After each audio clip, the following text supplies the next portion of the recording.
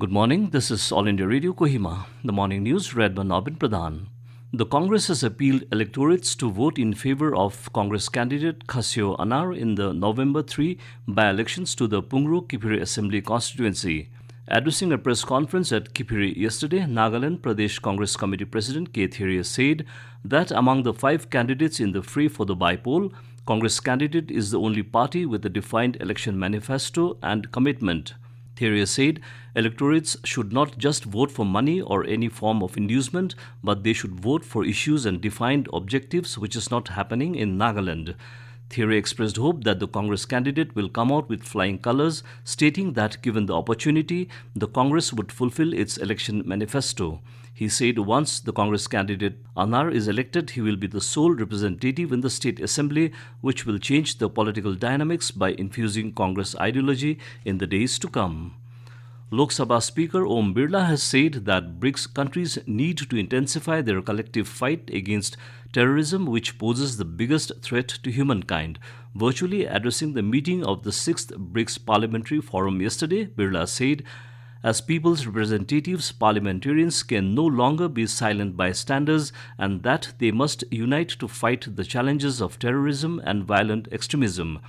He emphasized that the funding of all terrorist activities must be stopped immediately and the conditions that are conducive to the spread of terrorism and violent extremism needs to be addressed and resolved at the earliest. In Bihar, elaborate security arrangements have been made to ensure free and fair polls in the first phase of the state assembly elections today. 71 constituencies spread over 16 districts are going to the polls in this phase. Over 2.14 crore electorates will decide the fate of 1,066 candidates. 114 women and 406 independent candidates are in the fray.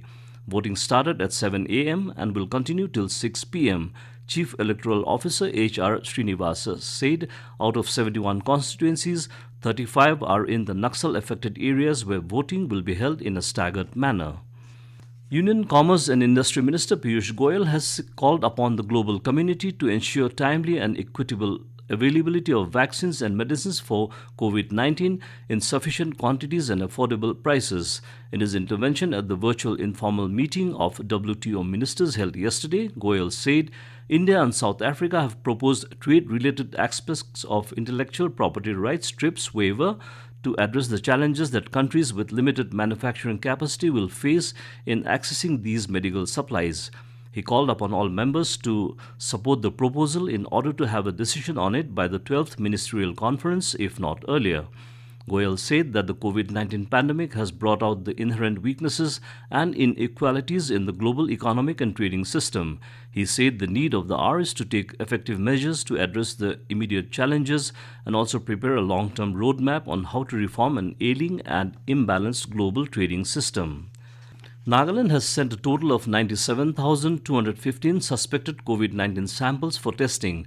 In the daily COVID-19 briefing, Principal Secretary Home said till yesterday 60,573 samples have been sent for testing through RT-PCR and results of 59,375 samples have been received.